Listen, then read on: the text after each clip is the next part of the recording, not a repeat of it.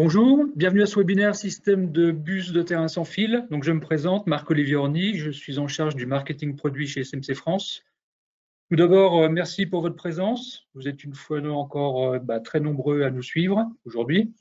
L'objectif de ce webinaire, ça va être de vous présenter un produit qui est unique sur le marché, qui vous apportera de nombreux avantages, qui vous seront développés dans les prochaines diapositives.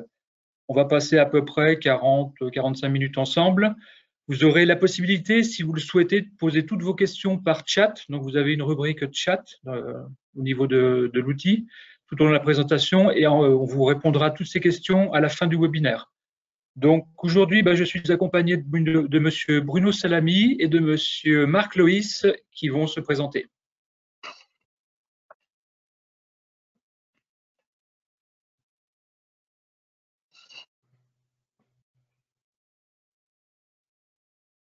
Bonjour, Bruno Salami, je suis chef produit pour la partie bus de terrain et axe électrique et je vous remercie de participer à ce webinaire. Bonjour, je suis Marc Loïs, je m'occupe du support technique sur l'Île-de-France et sur la Normandie.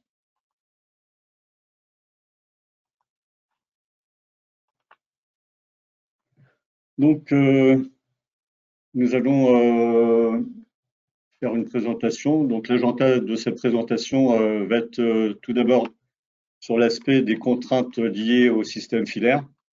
Et après, nous allons parler donc des systèmes de bus de terrain, mais en sans fil de notre société, avec ses avantages, les présentations de nos solutions, de l'architecture réseau, des fonctions pour une communication fiable, des aspects techniques et enfin quelques exemples. Donc, si on prend la première partie, tout ce qui est solution filaire, donc une solution filaire nécessite une connectique spécifique et coûteuse. Par exemple, l'achat d'une connectique adaptée en cas de changement d'outil sur un robot ou un joint tournant spécifique aussi pour tout ce qui est application avec plateau tournant. Le nombre de câbles à raccorder et le temps de câblage augmentent les coûts. Les passages des câbles dans les machines est souvent difficile et coûteux. La vitesse de communication est limitée sur les solutions filaires avec du cuivre. Sur une distance de 100 mètres maximum, on peut au maximum passer 1 gigabit par seconde, ce qui ne sera pas le cas d'un système sans fil. Il peut aussi y avoir un risque de problème de connectique, de sensibilité ou d'interférence si à proximité, on va avoir des câbles de puissance, par exemple. Donc, les pannes sont souvent provoquées par des problèmes de connectique. L'ajout de composants supplémentaires nécessite aussi des modifications qui peuvent être coûteuses. Car on doit modifier le passage des câbles au niveau de gaines, de boulottes, voire l'ajout de switch sur tout ce qui est communication réseau. Lorsqu'une embase est mise hors tension, par exemple, dans le cas d'un changement d'outil sur un robot, la remise en production doit être faite le plus rapidement possible, ce qui peut poser problème avec une solution filaire. Donc, dans le cas d'un système sans fil, SMC, donc, par rapport à notre bus de terrain sans fil, nous allons énumérer les avantages.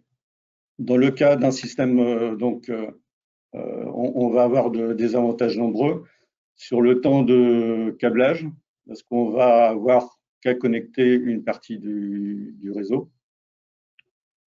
La plupart des esclaves, eux, seront sans fil. Donc, le coût de câblage est forcément moindre. Et donc, cela va jouer directement sur la main-d'œuvre et le matériel à mettre en fonction. Le temps de maintenance sera réduit aussi, parce qu'on va avoir, au même titre qu'un système filaire, des indicateurs visuels, mais on va aussi pouvoir, via un web server, surveiller la communication. le temps de mise en œuvre est réduit, car seul le mètre va être accordé de manière filaire. Et on n'aura qu'une seule adresse IP pour l'ensemble des composants au lieu d'avoir une adresse et une table d'échange par îlot. Le sans fil permet également de réduire fortement les risques de dégradation et de déconnexion des câbles, puisque seul le mètre est raccordé en filaire et les esclaves communiquent en sans fil. Les modifications ou ajouts d'îlots sont simples et à réaliser et nécessitent simplement une déclaration. Le réseau de communication n'a pas à être modifié, ce qui permet une plus grande flexibilité si on veut rajouter ou retirer des composants. La série EX600W se compose en fait de deux unités. Vous avez donc sur la gauche l'unité mètre qui est connectée à l'automate en filaire avec des protocoles type Ethernet IP ou Profinet. Donc sur cet îlomètre, on voit l'antenne qui est intégrée au système. Vous avez en dessous des LED de diagnostic qui permettent de faire un diagnostic visuel de l'état de fonctionnement de l'ensemble. Et juste en dessous, vous avez donc les ports de communication, donc un port in et un port out.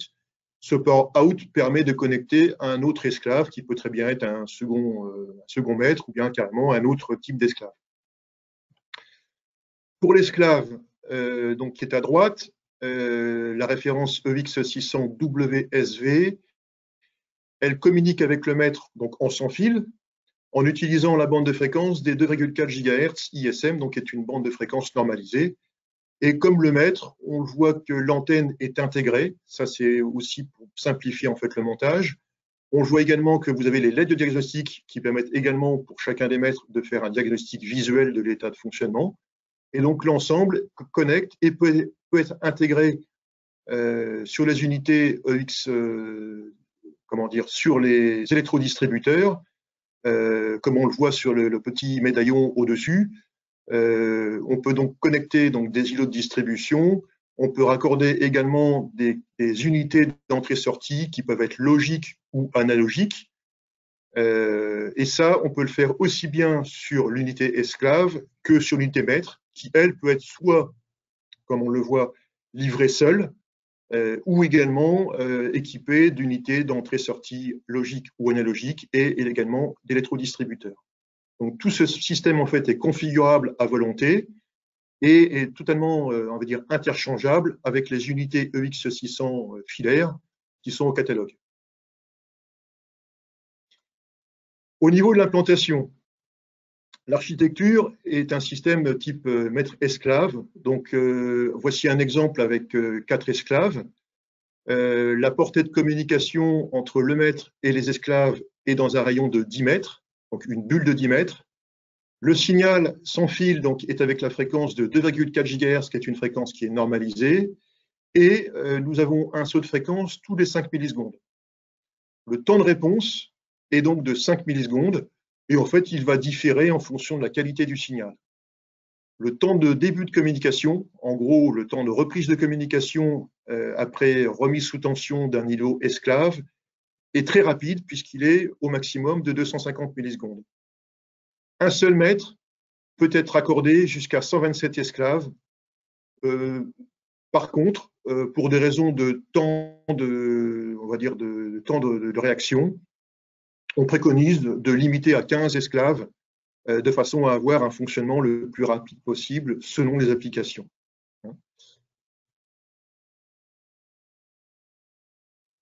La communication sans fil en milieu industriel répond à une norme industrielle, scientifique et médicale, donc c'est ce qu'on appelle l'ISM.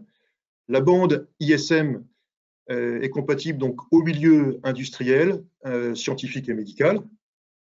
Elle communique avec des ondes radio qui sont donc réglementées et qui est donc conforme aux lois et lignes directives de chaque pays où le produit est utilisé. Dans l'Europe, il s'agit notamment du RED, le Radio Équipement Directive, pour lequel notre produit est conforme. Alors, ce qui est important aussi, c'est que le mode de communication est un mode de communication différent du Wi-Fi, différent du Bluetooth, ou différent d'autres modes de communication, sachant en fait que c'est un protocole qui est propriétaire à SMC, ce qui le diffère et ce qui le rend justement totalement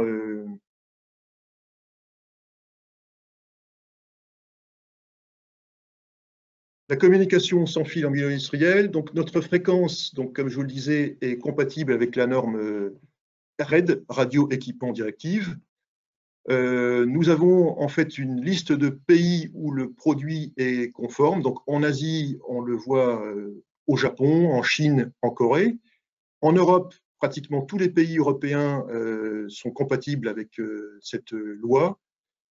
Ensuite, en Amérique, États-Unis, Brésil. Et depuis peu, nous avons mis en conformité le produit par rapport à l'Inde, le Mexique et Taïwan. La fréquence, ça c'est un point qui est très intéressant.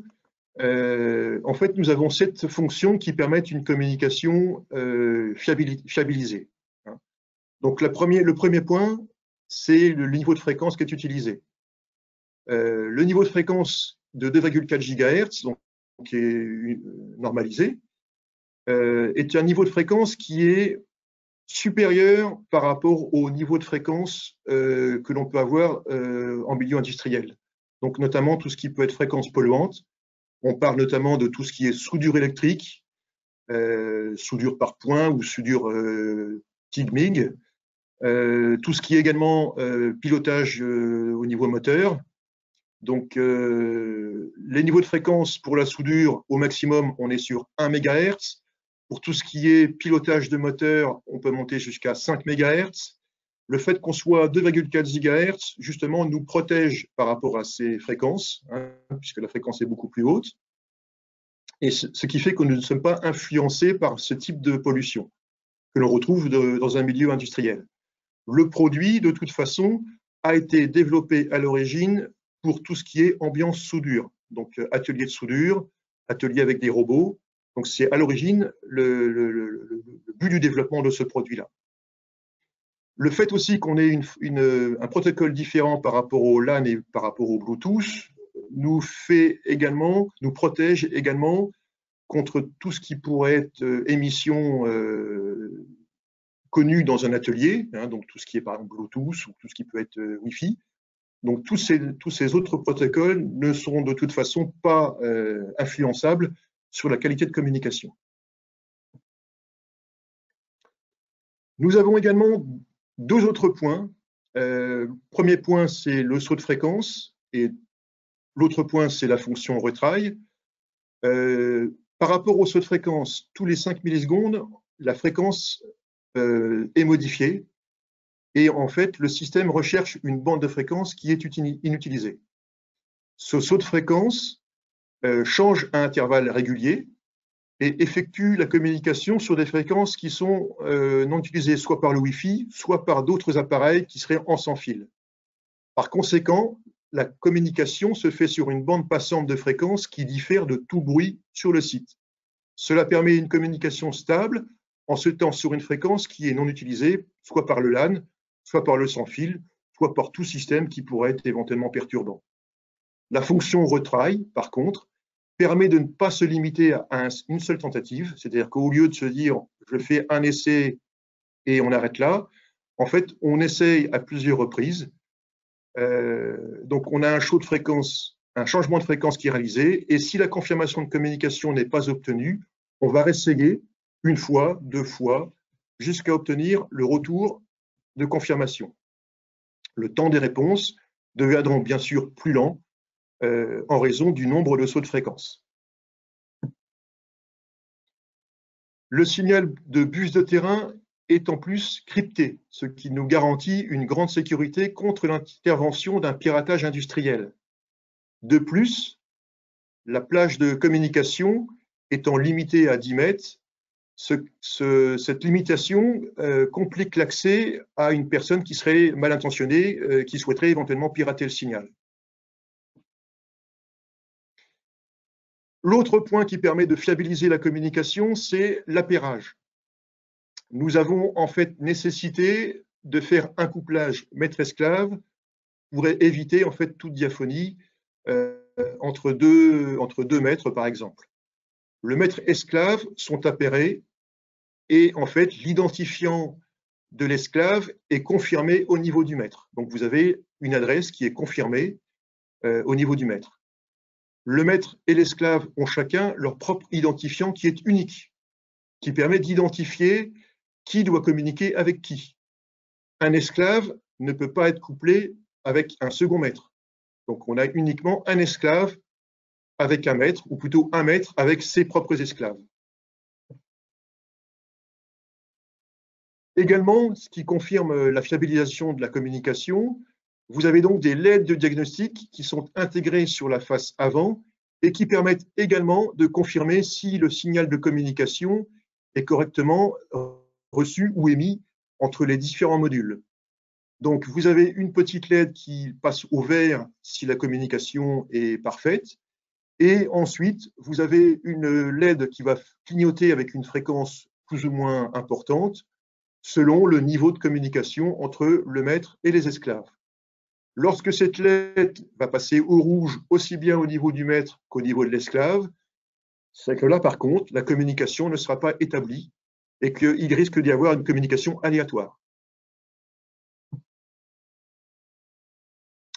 Le système peut être intégré dans un environnement tout à fait industriel, c'est le but du produit.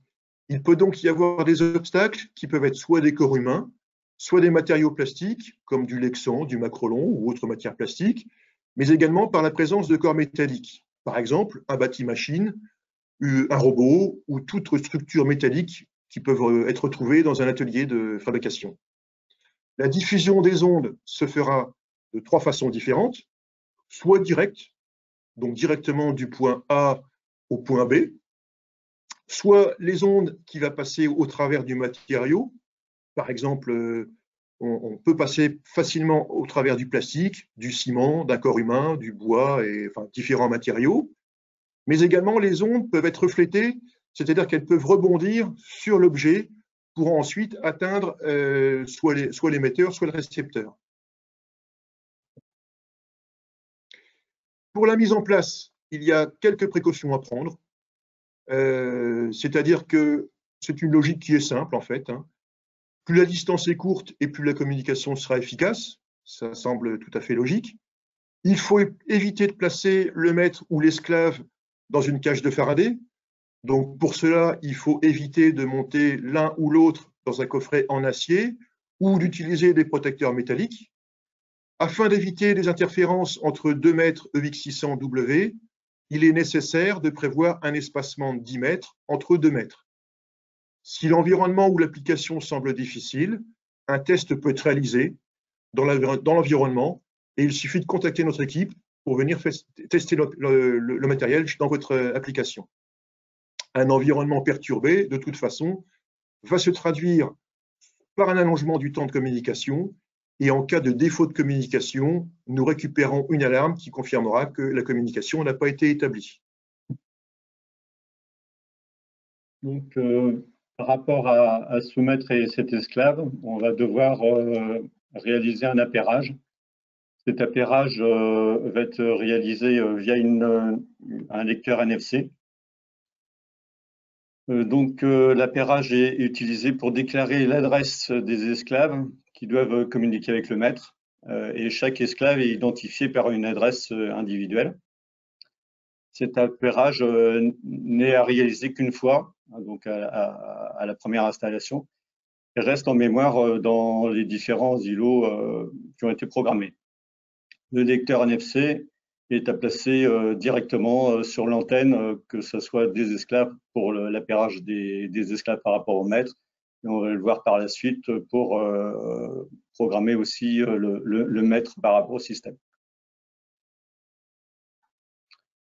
Donc, le logiciel est téléchargeable sur notre site SMC France ou SMC World. Et chaque composant doit être déclaré via ce logiciel de configuration. Le logiciel est téléchargeable gratuitement, évidemment. Il est également possible de télécharger les fichiers de configuration pour les versions Ethernet IP et Profinet.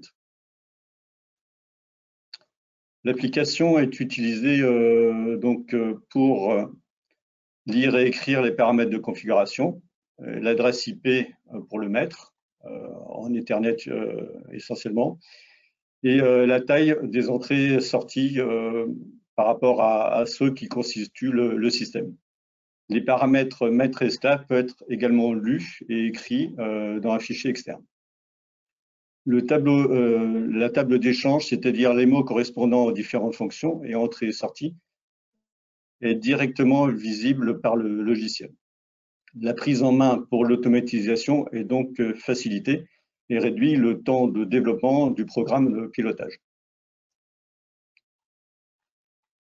On a aussi la possibilité donc d'avoir la fonction web server pour l'Ethernet IP. L'adresse IP du maître donne accès à cette page web server. Elle permet dans un premier temps de configurer l'îlot, par exemple le choix des entrées analogiques et certains paramétrages. Et la fonction permet également de servir de surveillance à distance des entrées-sorties. Donc, pour les systèmes, on va retrouver des lettres de visualisation qui vont être, en plus de l'indicateur de signal, permettre de remonter des informations sur la bonne alimentation du système, la communication avec l'automate, éventuellement une alarme qui peut être simplement un compteur sur une durée de vie, par exemple, de distributeur. Une intensité de réception par rapport à l'esclave. Donc ça, on rejoint la communication et l'état de communication avec l'automate. Ce sera la même chose que ce soit le maître ou l'esclave. On va retrouver ces indicateurs visuels d'état. Les alarmes visuelles sont toutes décrites dans notre manuel opérateur, disponible sur notre site internet, et joint également au produit. Elles sont visibles aussi bien depuis le maître que depuis les esclaves. Elles permettent de diagnostiquer directement par la maintenance sur l'installation sans besoin de se connecter au réseau. Donc ça, c'est une possibilité. Elles peuvent mettre en évidence le bon fonctionnement des alimentations, de la communication et le déclenchement d'éventuelles alarmes. Donc, les messages d'alarme transmis par le système, donc dès qu'on va avoir une alarme, on va remonter l'information au maître et chaque erreur correspond à un mot de communication. Le message identifie l'îlot qui est en défaut ou sur lequel on a quelque chose. Ça peut être simplement un indicateur de valeur trop faible ou trop fort d'un signal analogique. Ça peut être une détection d'un nombre maxi d'un compteur de cycle, donc pour faire de la maintenance préventive. Un défaut de connectique électrique, tout ce qui est court-circuit d'entrée ou de sortie, des pertes de tension sur les sorties, erreurs de communication avec une unité d'entrée et sortie, un problème de communication, un nombre d'esclaves non conformes ou déconnectés par rapport au système. En réduisant le nombre de câbles de communication, l'utilisateur réduit le coût et les heures de travail passées sur le câblage, et il réduit les risques de lignes sectionnées. Vous voyez ici une comparaison de l'unité SI EX600SEN qui est câblée avec notre nouveau produit sans fil au sein d'une configuration comprenant 15 unités SI. Donc, c'est la comparatif que l'on fait entre un système câblé et un système sans fil. Sur le système câblé, on s'aperçoit qu'il y a besoin de 14 câbles de communication qui sont utilisés pour raccorder les différents îlots à l'automate, ce qui nous fait au total 28 connecteurs M12 qui sont utilisés, et donc un nombre important. Alors que si l'on passe sur un système communication sans fil, vous avez uniquement le maître qui est raccordé en filaire et les autres esclaves sont donc connectés au mètre par les ondes, ce qui fait que le mètre joue un rôle de switch, hein, puisqu'il économise en fait l'intégration d'un switch. Donc dans la configuration, avec 15 unités, on a vu précédemment que le système câblé nécessitait 29 connecteurs M12, alors que le système sans fil nécessite uniquement un connecteur. Donc beaucoup moins de câblage et également beaucoup moins de matériel à acheter. Au niveau comparatif budgétaire, si l'on compare une solution filaire avec une solution sans fil, donc dans notre gamme en Profinet, c'est la solution EX600 SPN1 qui est le module de communication filaire. En Ethernet IP, c'est le EX600 SEN3. Le budget d'achat de ces matériels-là est équivalent au budget d'achat de l'unité esclave sans fil. Donc, aucune différence. Le mètre, par contre, lui, a un budget d'achat qui est un petit peu plus cher, 50% plus cher par rapport au budget de l'esclave. Mais de toute façon, si on fait une étude budgétaire globale entre la solution câblée et une solution sans fil, on s'aperçoit que ces 50% de différence, en fait, sont rapidement comblés du fait qu'on a beaucoup moins de câbles à acheter. Hein, on a notamment les câbles de communication qui valent très cher. Donc ça, on le supprime. On va supprimer les switches. On va également supprimer les coûts de main-d'œuvre et d'intégration. Et donc finalement, très rapidement, une solution sans fil va coûter beaucoup moins cher à intégrer qu'une solution filaire. Voici un exemple d'application, donc sur un changeur d'outils sur une application donc, de robot. C'est d'ailleurs pour ce type d'application qu'a été développée la technologie sans fil. Elle a été intégrée chez de nombreux constructeurs automobiles au Japon, dans le milieu du ferrage notamment, là où en fait où les contraintes d'environnement sont les plus dures, puisqu'effectivement vous avez l'environnement soudure plus l'environnement motorisation. Cette solution est désormais fortement implantée et se développe de plus en plus en Europe. Pour un changeur d'outils en version câblée, l'alimentation électrique et pneumatique et tout ce qui est câble de communication passe au travers d'un changeur d'outils. Donc le faisceau, en fait, au niveau du robot, nécessite d'avoir le câble de communication qui, lui, est en fait le câble le plus fragile. Avec le sans fil, les avantages sont nombreux. La communication ne passe pas par le changeur d'outils, donc pas de risque de défaut d'installation.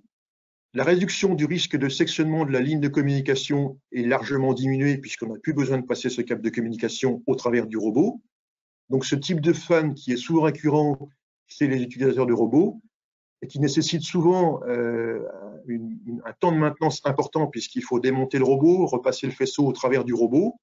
Et donc tout ce temps de maintenance qui est en fait de la non-production, est fortement diminuée puisqu'on n'a plus nécessité d'avoir le câble de communication qui est le plus sensible. Elle permet également de réduire les coûts de câblage puisqu'on n'a pas besoin en fait d'un câble, un faisceau spécifique avec communication qui passe au travers du robot. Pour une table rotative, le bénéfice est également très intéressant. La communication ne passant pas par le joint tournant, ce qui permet de réduire le câblage au travers du joint tournant, d'avoir un joint tournant qui n'est pas forcément, on va dire, spécifique pour la communication, sachant qu'un joint tournant dans lequel passe la communication a besoin de matériaux nobles, tels que des contacts en argent, des contacts en or ou en mercure. Donc là, on est sur quelque chose qui est beaucoup plus simple et beaucoup moins cher, puisqu'il faut uniquement passer que le 24 volts de puissance. Ce qui permet également de réduire la taille de tout ce qui est raccord tournant, justement, tout ce qui pourrait être gaine de passage, et donc diminuer à la fois les risques liés au sectionnement de ligne et liés également à l'usure du joint tournant, ce qui nous permet donc de réduire le coût et le temps de câblage. Tout ce qui est bruit parasitaire de moteur jusqu'à 1 GHz n'affecte pas le système puisqu'il travaille à une fréquence qui est beaucoup plus haute, 2,4 GHz, et donc on est totalement insensible par rapport à ces interférences. Pour rappel, sur le site SMC France, nous mettons à disposition de nombreuses informations de façon à ce que vous soyez le plus possible autonome. Donc, vous retrouvez tout ce qui est documentation technique et commerciale, les manuels opérateurs, les vidéos, les aperçus 3D, et bien entendu, vous avez également la possibilité, via l'accès au site, de faire des demandes d'informations.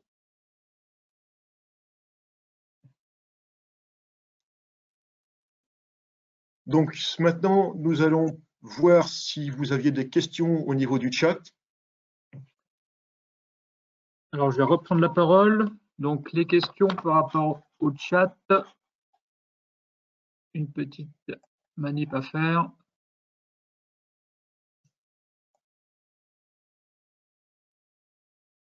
Donc,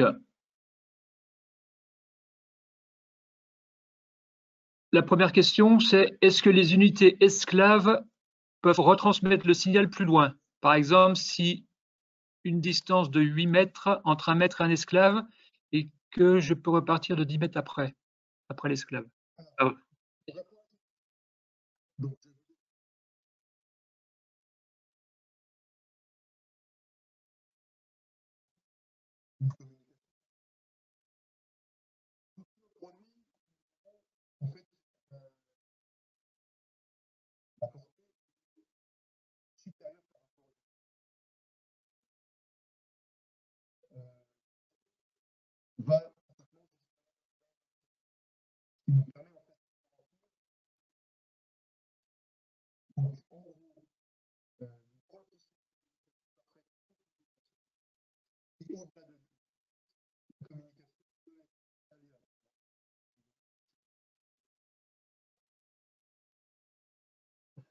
Merci Bruno. Donc une autre question. Si la connexion est perdue, que se passe-t-il?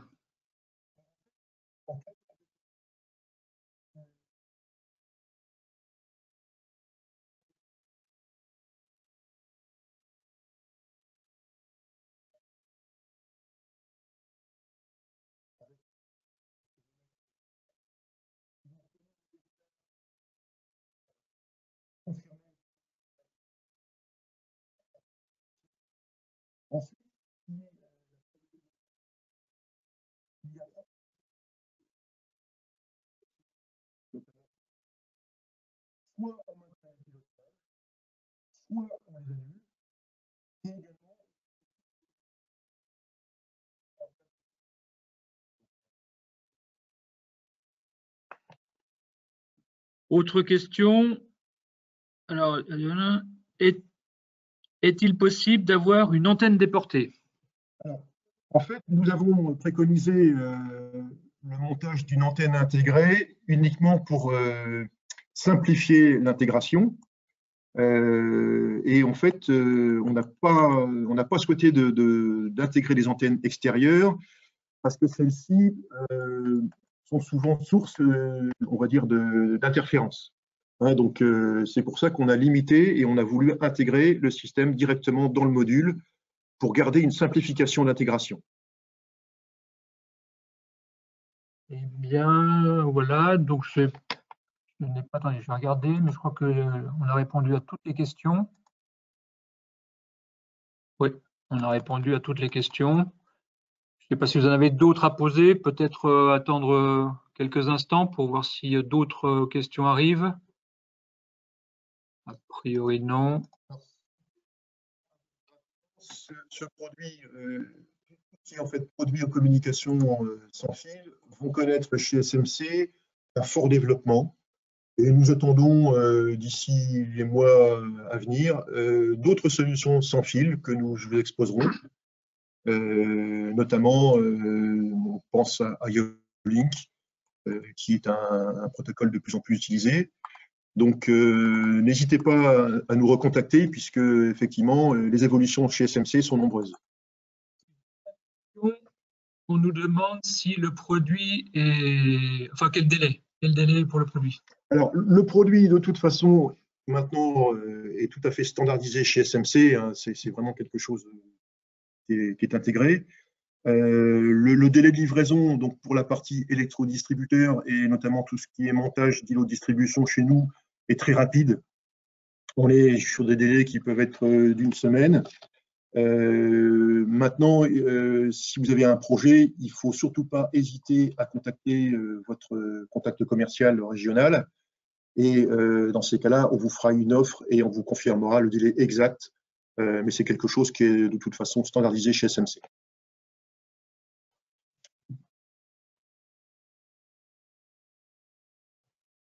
Ok, merci de votre participation, en espérant que ça a répondu à vos nombreuses questions et que ce produit vous a intéressé. N'oubliez pas que nous pouvons également nous déplacer sur votre site de façon à faire d'autres présentations, d'autres tests.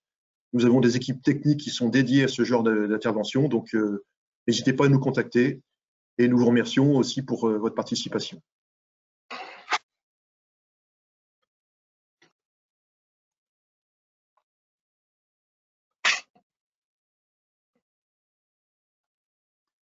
Bon, merci à Bruno, merci Marc.